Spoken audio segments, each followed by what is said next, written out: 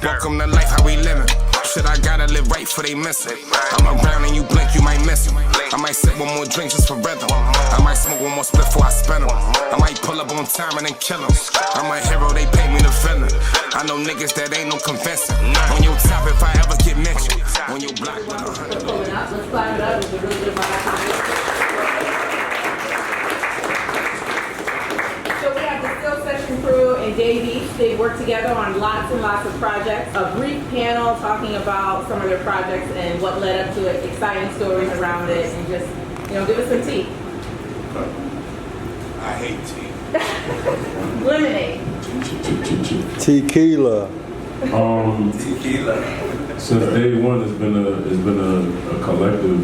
I feel like we always just had a way of creating under the craziest circumstances, and we always knew no matter what, we just had to provide high quality music at all times.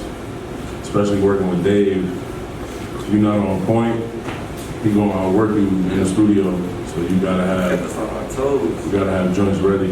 They was like the first producers that had original shit and packs of the shit. You know what I'm saying? Like, nigga, I think my first pack was like a 20 clip.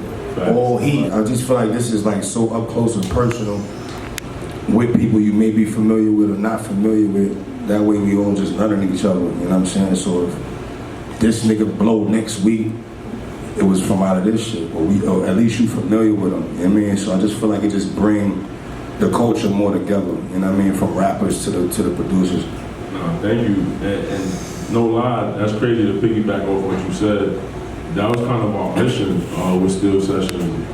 Coming up, you know that firsthand. We didn't really have OGs putting no OGs putting young producers and creatives in the same room together, just trying to build off GP.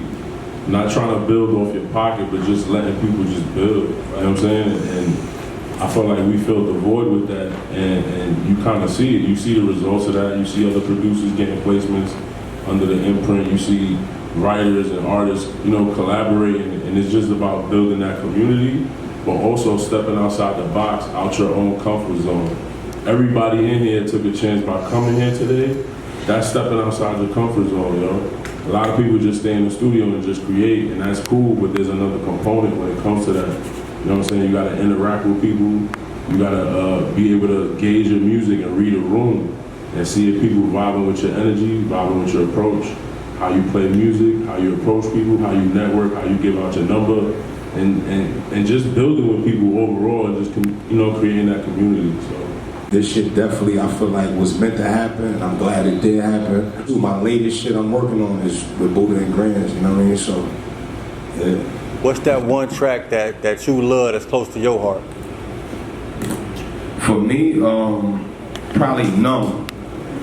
I did a record called Numb a couple years ago, early on. But that was the first time I spoke about death and shit I was personally going through. That's the first time I put it on a song, in a cool way. I ain't never know how to speak about that shit.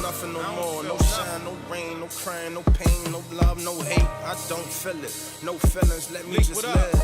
Numb to the world, I'm numb, I don't feel nothing no more, no shine, no I ain't never know how to speak about that shit unless I was just talking to somebody. So that was the first time I really was